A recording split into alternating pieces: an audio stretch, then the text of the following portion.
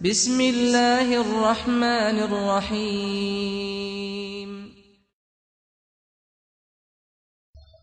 من يهد الله فلا مضل له ومن يضلل فلا هادي له. نشهد أن لا إله إلا الله وحده لا شريك له، ونشهد أن سيدنا ونبينا ومولانا محمدا عبده ورسوله صلى الله تعالى عليه وعلى آله وأصحابه وأتباعه وأزواجه وذرياته وبارك وسلم تسليما كثيرا كثيرا. أما بعد،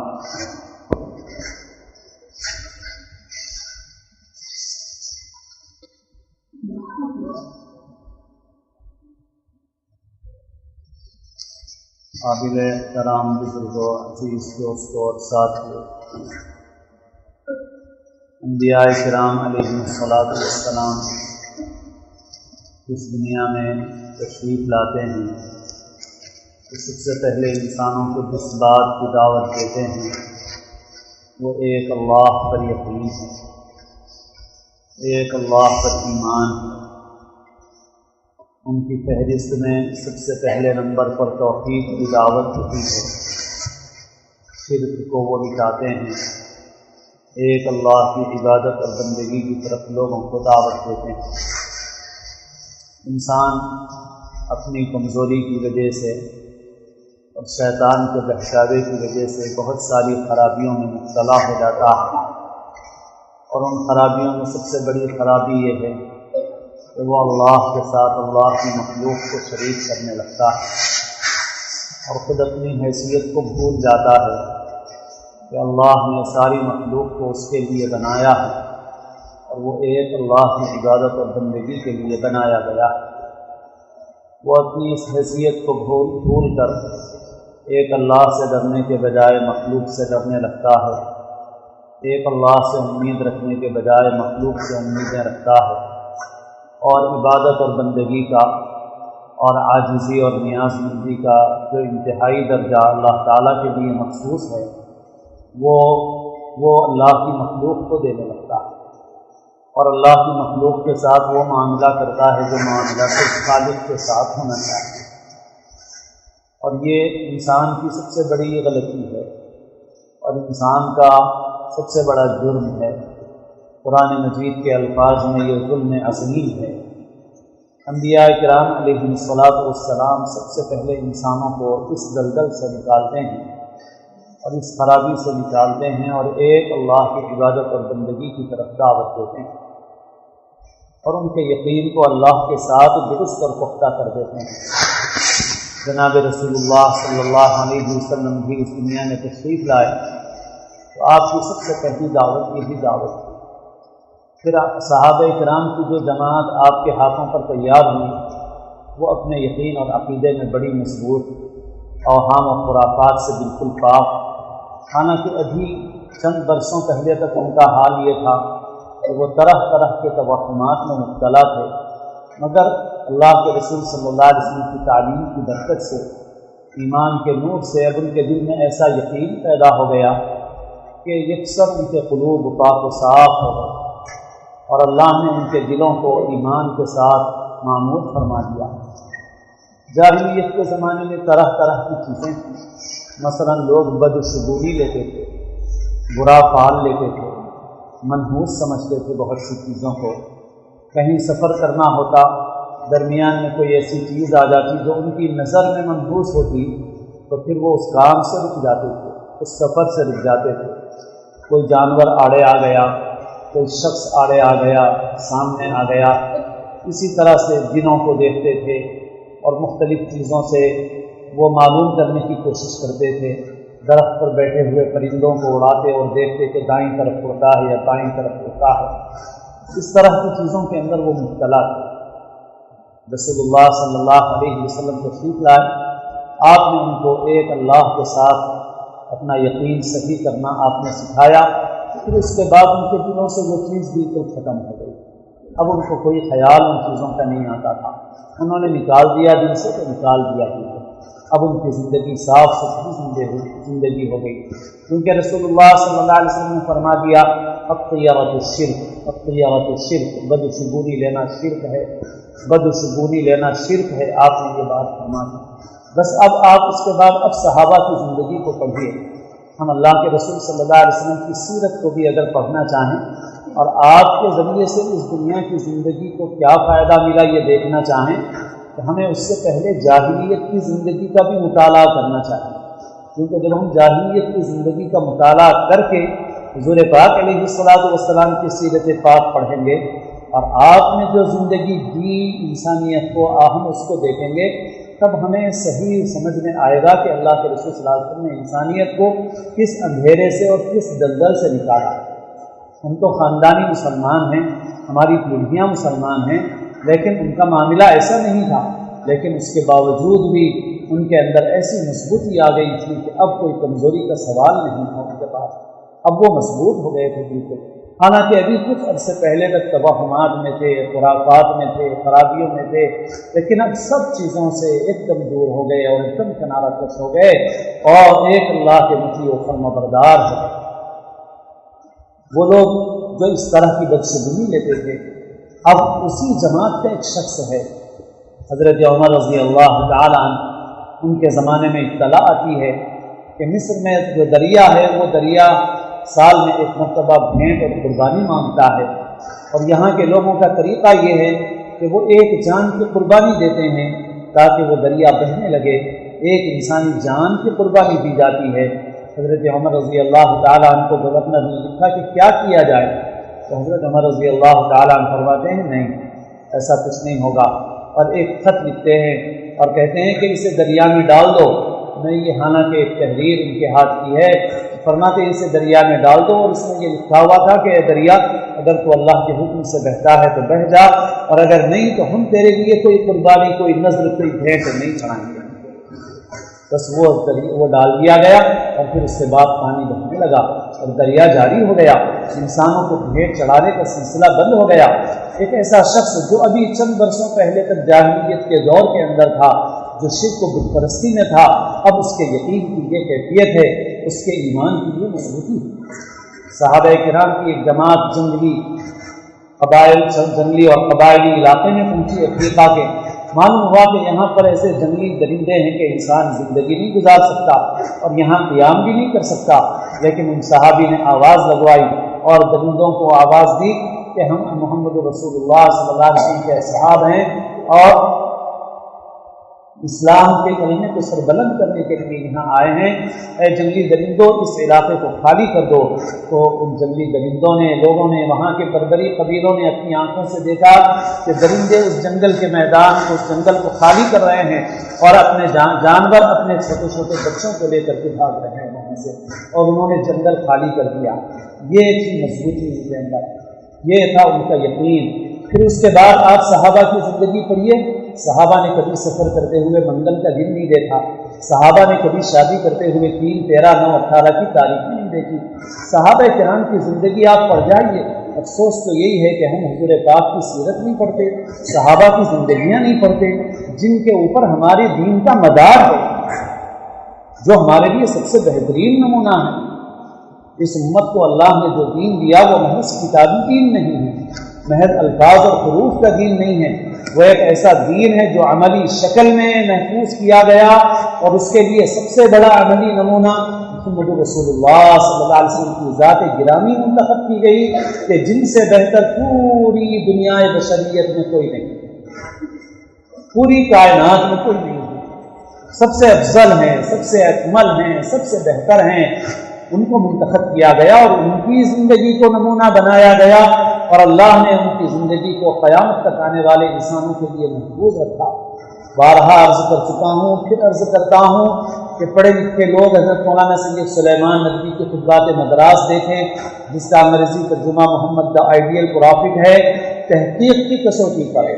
موجودہ زمانے میں جس طرح سے تحقیق کی جاتی ہے، سید سلیمان ندوی نے پوری طرح تقابل کر کے بتایا ہے کہ جس طرح سے محمد رسول اللہ صلی اللہ علیہ وسلم کی زندگی، جو ہمارے لیے اللہ کے رسول ہیں، پوری انسانیت کے لیے اللہ کے رسول ہیں، لیکن جو آپ پر ایمان نہیں رکھتا، اگر وہ ایک شخص کی حیثیت سے بھی محمد کی زندگی کو پڑھانا چاہے صلی اللہ علیہ وسلم، تو اسے یہ معلوم ہوگا کہ جتنی زندگی محمد رسول اللہ صلی اللہ علیہ وسلم کی اس دنیا میں محفوظ ہے، پوری تاریخ میں کسی انسان کی زندگی کی اتنی تفصیلات محفوظ نہیں، کوئی نہیں، کوئی شخص، کوئی اچھا شخص، کوئی برا شخص، کوئی انبیاء میں، کوئی حکمرانوں میں، کوئی سپہ سالاروں میں، کوئی فلسفیوں میں، کوئی نہیں ہے ایسا کہ جس کی زندگی کی اتنی تفصیلات محفوظ ہوں جتنی تفصیلات محمد رسول اللہ صلی اللہ علیہ وسلم کی زندگی کی محفوظ ہیں، کسی کی ایسی جامع زندگی کسی کی نہیں ہے، ایسی کامل اور مکمل زندگی کسی کی نہیں ہے، اور اتنی محفوظ زندگی دنیا میں کسی کی نہیں ہے۔ یہ کیوں رکھا اللہ نے؟ ارے نبی تو حضرت عیسیٰ بھی ہیں، نبی تو حضرت موسیٰ بھی ہیں، نبی تو حضرت ابراہیم بھی ہیں علی نبینا علیہ الصلاۃ والسلام، لیکن اللہ نے ان کی زندگیوں کو محفوظ نہیں رکھا جتنا محفوظ حضور پاک علیہ الصلاۃ والسلام کی زندگی کو رکھا۔ کیوں رکھا؟ اس لیے رکھا کہ آپ کے بعد کوئی نبی آنے والا نہیں ہے، اور آپ کی شریعت اور آپ کا دین قیامت تک کے لیے ہے۔ آپ کی پوری زندگی محفوظ کر دی گئی، پوری تفصیلات محفوظ کر دی گئی، اور جیسے اللہ نے عملی نمونہ آپ کی ذات گرامی کو بنایا، ویسے ہی اللہ نے آپ کو اصحاب کی ایک ایسی جماعت دی کہ جیسے آپ تمام انسانوں میں سب سے بہتر ہیں، ایسے ہی آپ کی جماعت تمام امتوں میں سب سے بہتر جماعت، سب سے بہتر جماعت۔ حضرت ابوبکر صدیق رضی اللہ عنہ کے متعلق ہمارا عقیدہ ہے کہ افضل البشری بعد الانبیاء ہے، کہ انبیاء کے بعد تمام انسانوں میں سب سے افضل ہیں، ان کو منتخب کیا گیا آپ کی صحبت کے لیے، آپ کے ساتھ کے لیے۔ یہ اس وقت موضوع تو نہیں ہے، مگر درمیان میں عرض کر رہا ہوں کہ شیعیت میں اور ہمارے درمیان بہت بڑا فرق ہے، اور بڑا بنیادی فرق یہ ہے، حضرت مولانا علی میاں کی ایک کتاب ہے اسلام اور دور اولین کے مسلمانوں کی دو متضاد تصویریں۔ ایک تصویر ایک پکچر وہ ہے جو شیعہ پیش کرتے ہیں، نعوذ باللہ، اس کے مطابق اللہ کے رسول صلی اللہ علیہ وسلم کے اصحاب سب سے برے لوگ ہیں، والعیاذ باللہ والعیاذ باللہ۔ اور ایک تصویر وہ ہے جس پر اہل سنت کا ایمان ہے، وہ یہ ہے کہ اللہ کے رسول صلی اللہ علیہ وسلم کے اصحاب پوری انسانیت میں سب سے بہتر لوگ ہیں، سب سے بہتر۔ آپ کسی یہودی سے پوچھیں، عیسائی سے پوچھیں، کسی اور مذہب کے آدمی سے پوچھیں کہ تمہاری ملت میں سب سے بہتر لوگ کون ہیں، تو وہ کہے گا کہ جو ہمارے نبی یا ہمارے مذہبی پیشوا کے ساتھی ہیں وہ ہماری ملت میں سب سے اچھے لوگ ہیں۔ اگر شیعہ سے آپ پوچھیں کہ اس امت میں سب سے برے لوگ کون ہیں، تو شیعہ کہے گا نعوذ باللہ محمد صلی اللہ علیہ وسلم کے صحابہ ہیں۔ تو یہ شیعیت پہلا راستہ ہے گمراہی کا جو نکلا اس امت کے اندر، پھر اسی سے اور اس راستے پیدا ہوئے، اور بہت سے گمراہ فرقے حقیقت میں شیعہ ہی ہیں، جو خوجے ہیں، بوہرے ہیں، اور بہت سے فرقے ہیں، یہ شیعوں کی ہی شاخیں ہیں۔ تو بہرحال میں یہ عرض کر رہا تھا سب بات کہ اللہ کے رسول صلی اللہ علیہ وسلم کے اصحاب سب سے بہتر لوگ ہیں تمام انسانوں میں۔ اللہ نے اس امت کو ایسے ہی نہیں چھوڑ دیا، اور صرف الفاظ اور حروف و نقوص بھی نہیں دیے کہ صرف کتاب دے دی گئی ہو اور کچھ کتابیں دے دی گئی ہوں۔ اللہ نے اس امت کو عملی زندگی دی ہے، محمد رسول اللہ صلی اللہ علیہ وسلم عملی زندگی دی ہے آپ کے اصحاب کی، آپ کے صحابہ کی، اور یوں ہی نہیں فرمایا آپ نے، اور وہ بھی عام موقعوں پہ نہیں فرمایا۔ اس لیے اس ارشاد کی اہمیت کو سمجھنے کے لیے ہمیں یہ بھی سمجھنا ہے کہ اللہ کے رسول صلی اللہ علیہ وسلم نے یہ بات، جیسے آپ بہت سی باتیں مختلف موقعوں پر ارشاد فرما دیتے تھے، آپ نے ویسے موقعوں پر نہیں ارشاد فرمائی۔ آپ نے اپنے اصحاب کے متعلق جو بات بیان فرمائی ہے وہ بہت اہم موقعوں پر بیان فرمائی ہے۔ جیسے آپ صلی اللہ علیہ وسلم نے خود فرمایا کہ میری امت میں بہت سے فرقے پیدا ہوں گے، 73 فرقے ہوں گے، 72 جہنمی ہوں گے، اور ایک نجات پائے گا، یہ فرما رہے ہیں آپ۔ اور اس پس منظر میں اس موقع پر آپ سے پوچھا جا رہا ہے کہ اللہ کے رسول صلی اللہ علیہ وسلم وہ کون ہے جو نجات پائے گا، وہ کون ہے جو نجات پائے گا؟ آپ فرماتے ہیں ما انا علیہ و اصحابی، جس پر میں ہوں اور میرے صحابہ۔ یہ صحابہ کو معمولی سند نہیں ہے۔ اور ایسے ہی حضرت ارباز بن ساریہ کی روایت جس میں آپ صلی اللہ علیہ وسلم نے یہ فرمایا کہ من یعش منکم بعدی فسیری اختلافا کثیرا، تم میں سے جو شخص میرے بعد زندہ رہے گا وہ بہت اختلاف دیکھے گا، بہت اختلاف. اور پھر آپ اس کے ساتھ فرماتے ہیں علیکم بسنتی وسنت الخلفاء الراشدین المہدیین من بعدی، تمہارے ذمہ اس اختلاف کے زمانے میں یہ لازم ہے کہ میری سنت کو اور خلفاء راشدین کی سنت کو مضبوط پکڑ لینا، مضبوط پکڑ لینا.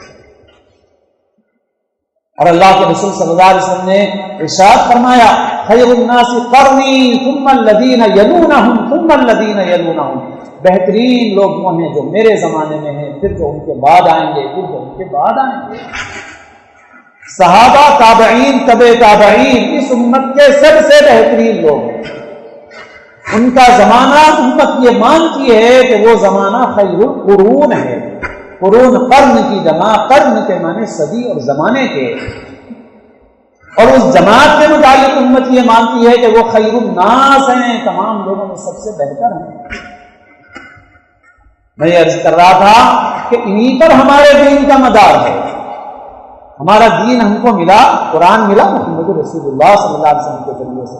قرآن کی عملی تفسیر محمد رسول اللہ صلی اللہ علیہ وسلم کی ذات گرامی، اور اللہ کے رسول صلی اللہ علیہ وسلم کی زندگی ہم کو ملی صحابہ کرام رضی اللہ تعالی عنہم اجمعین کے ذریعے سے. اور صحابہ کرام کی ذات کو اللہ کے رسول صلی اللہ علیہ وسلم نے ہمارے لیے سند قرار دیا. ہم صحابہ کی سیرت نہیں پڑھتے، ہم کو معلوم ہی نہیں. اب ہماری زندگیاں دوسرے نہج پر چل رہی ہیں. اب ہم صحابہ کی زندگی کو پڑھیں گے تو وہ صحابہ جو ایمان لانے سے پہلے ایسے تھے کہ وہ مختلف شگون لیتے تھے، بد اعتقادیوں میں مبتلا تھے، توہمات میں مبتلا تھے، خرافات میں مبتلا تھے. اب ان کی زندگی کو دیکھیے تو یقین نہیں آ سکتا کہ یہ تبدیلی آ گئی. اب ان میں کوئی خوف نہیں کسی کا. اب ان کی امید اور خوف کا تعلق بس اللہ تعالیٰ سے ہے. اب وہ توہمات میں پڑھنے والے نہیں ہیں، اب وہ خرافات میں پڑھنے والے نہیں ہیں. اللہ نے ان کو ایسا مضبوط یقین دے دیا. لیکن آج ہم لوگ چونکہ اپنے دین سے اور دین کی تعلیمات سے دور ہو گئے. آج مسلمانوں میں وہ چیزیں ہیں جو جاہلیت کی چیزیں ہیں. سفر کے بعض دنوں کے متعلق یہ عقیدہ کہ وہ دن منحوس ہوتے ہیں اور 13 تاریخ کو نحوست ختم ہوتی ہے اور ایسا کیا جائے ویسا کیا جائے، یہ سب جاہلیت کی چیزیں ہیں. بعض روایات میں ہے کہ خود مکے کے مشرکین کا ایسا خیال تھا. آج مسلمان ایسی چیزوں کے اندر مبتلا ہو گئے. مسلمان بدشگونی میں مبتلا ہو گئے. فلاں کے آنے سے ایسا ہو گیا، فلاں کے اس سے ایسا ہو گیا، فلاں کے قدم منحوس ہیں. کبھی بہوؤں کو ستانے لگے، عورتوں کو ستانے لگے. ارے جو اللہ نے چاہا وہ ہوا. اللہ نے ایمان کو ہم کو یہ دیا ہے. ہم ایمان لائے ہیں. ایمان مفصل میں ہم پڑھتے ہیں کہ والقدر خیرہ وشرہ من اللہ تعالی، کہ ہم تقدیر پر ایمان لائے، جو کچھ خیر و شر ہے سب اللہ کی طرف سے. ہمارے نبی نے ہم کو ایسی تعلیم دی کہ اگر کوئی واقعہ پیش آ جائے، واقعہ ہونے سے پہلے تدبیر کرو، لیکن پیش آ جائے تو اس کے بعد یہ سمجھ لو کہ اللہ نے یہ چیز طے کر دی تھی. ما اصابک لم یکن لیخطئک وما اخطأک لم یکن لیصیبک. جو چیز تمہیں پہنچی وہ ہٹنے والی نہیں تھی، جو ہٹ گئی وہ پہنچنے والی نہیں تھی. آپ نے فرمایا لا تقل لو فإن لو تفتح باب الشیطان. لو مت کہو، لو شیطان کے دروازے کو کھولتا ہے. یعنی لو کے معنی اگر ایسا کر لیتے تو ایسا ہو جاتا. یہ بات اگر کسی کو تعلیم کے طور پر کہی جائے اور آئندہ احتیاط کے لیے کہی جائے تو درست ہے، لیکن اگر دل سے یہ یقین کیا جائے تو پھر درست نہیں ہے. مثلا اگر یہ کہا جائے کہ فلاں دواخانے کو لے جاتے تو ضرور بچ جاتا یہ آدمی، نہیں، یہ ہمارے عقیدے کے خلاف ہے. اگر اس کی موت ہو گئی ہے اس وقت، اب ہم یہ نہیں سوچ سکتے دل سے کہ اگر اس کو فلاں دوا دی جاتی تو ضرور بچ جاتا، فلاں دواخانے کو لے جاتے تو ضرور بچ جاتا، فلاں علاج کیا جاتا تو ضرور بچ جاتا. کیونکہ اگر ہم نے ایسا اندر سے سوچا اور ہمارے دل نے یہی کہا تو اس کا مطلب یہ ہے کہ ہم نے یہ سمجھا کہ اس کی موت جو اللہ نے مقدر میں رکھا اس سے پہلے آ گئی. اور یہ نہیں کیا اللہ نے ہم کو مضبوط دین دیا، کیسی واضح تعلیمات دی ہیں. اور پھر بھی ہم مسلمان ہوتے ہوئے صحابہ کرام کو مسلمان ہوئے ان کے تو باپ دادا مسلمان نہیں تھے اور اتنے مضبوط تھے، اور ہماری پیڑھیاں مسلمان ہیں اور ہم شادی کرنے بیٹھ رہے ہیں تو کبھی 3 دیکھ رہے ہیں، کبھی 3 دیکھ رہے ہیں، کبھی 13 دیکھ رہے ہیں، کبھی 9 دیکھ رہے ہیں، کبھی 18 دیکھ رہے ہیں۔ بہت سے کیلنڈر لگے ہوئے ہیں، ان کے اوپر لکھا ہوا ہے اسلامی کیلنڈر اور نیچے لکھا ہوا ہے محض تاریخیں۔ وہ اسلامی کیلنڈر نہیں ہے، غیر اسلامی کیلنڈر ہے، ان کو نکالو۔ یہ کس کے پاس سے آیا؟ یہاں تک کہ ایصال ثواب میں بھی بعض دنوں کے متعلق، ارے اس دن کرے تو 3 مر جاتے، اس دن کرے تو 4 مر جاتے۔ کیا ہے؟ کون ہو؟ کس پر ایمان لائے ہو؟ کس کتاب پہ ایمان ہے؟ کس نبی پہ ایمان لائے ہو؟ تمہاری فکر اور سوچ کیا ہے؟ تو یہ سب چیزیں میرے دوستو ہماری دین کی بنیادوں سے ٹکرانے والی ہیں۔ یہ چیزیں، یہ اللہ پر یقین جو انبیاء کی دعوت میں سب سے پہلا نمبر ہے، اس سے ٹکرانے والی چیزیں ہیں۔ اس لیے اپنے یقین کو مضبوط رکھیے، دین کا صحیح علم حاصل کیجیے، ان توہمات اور خرافات سے بچیے، اور جو شرعی تعلیمات ہیں، شرعی احکام ہیں، ان کو ہم صحیح طریقے سے معلوم کریں، علم حاصل کریں، اور بجائے ان چیزوں کو بنیاد بنانے کے جو سنی سنائی ہیں، ہم صحیح بات معلوم کر کے اس کے اوپر عمل کریں۔ اللہ کے رسول صلی اللہ علیہ وسلم نے فرمایا کہ آدمی کے جھوٹا ہونے کے لیے یہ بات کافی ہے کہ ہر سنی سنائی بات بیان کر دے، اور آپ صلی اللہ علیہ وسلم نے فرمایا کہ جو شخص اپنی طرف سے کوئی بات جھوٹی اللہ کی طرف منسوخ کرے، قرآن کی آیات میں ہے کہ اس سے زیادہ ظالم کوئی اور شخص نہیں۔ اس وجہ سے دین کی واضح تعلیمات کا علم حاصل کرنا چاہیے اور اس کے مطابق اپنی زندگی کو بنانا چاہیے، اور اللہ پر یقین بہت مضبوط ہونا چاہیے، اور ہر حال میں اللہ سے راضی رہنا چاہیے، اور نعمتوں پر اللہ کا شکر کرنا چاہیے، مصیبت پر صبر کرنا چاہیے، اور مصیبت کی حالت میں بھی نعمتوں کو سوچنا چاہیے کہ اس وقت بھی اللہ کی بہت سی نعمتیں ایسی ہیں کہ ان کا ہم شکر ادا نہیں کر سکتے۔ اور پھر سب سے اہم چیز تو یہ ہے کہ یہ دنیا کی زندگی تو ایک رہ گزر ہے، یہاں کی راحت، یہاں کی مصیبت سب عارضی ہے، یہاں کی نعمت، یہاں کی مصیبت سب عارضی ہے۔ اصل راحت اور مصیبت تو مرنے کے بعد کی زندگی سے متعلق ہے، اور ایک ایمان والے کے لیے اس کی فکر کرنا چاہیے، اور وہی سب سے اہم ہے۔ یہ یقین ہمارے دل میں پیدا ہوگا تو پھر دنیا کی مصیبتیں بھی آسان ہو جائیں گی، اور اللہ سے عافیت مانگنا چاہیے، مصیبت مانگنا نہیں چاہیے، لیکن اگر آ جائے کوئی چیز تو پھر اس پر صبر کرنا، اور اللہ سے راضی اور خوش رہنا، اور اللہ کے ساتھ اپنا یقین درست رکھنا چاہیے کہ وہ بندے کے لیے امتحان ہے، اور اس پر بھی اسے انعام اور اس پر اجر ملنے والا ہے۔ اللہ تعالیٰ ہم سب کو اپنے فضل و کرم سے صحیح علم، صحیح فہم نصیب فرمائے، اپنی ذات عالی پر صحیح یقین ہمیں نصیب فرمائے، اور اپنا صحیح و قوی تعلق نصیب فرمائے، اور اسلام کی زندگی اور ہم سب کو اپنے اپنے وقت پر حسن خاتمہ نصیب فرمائے۔ سنت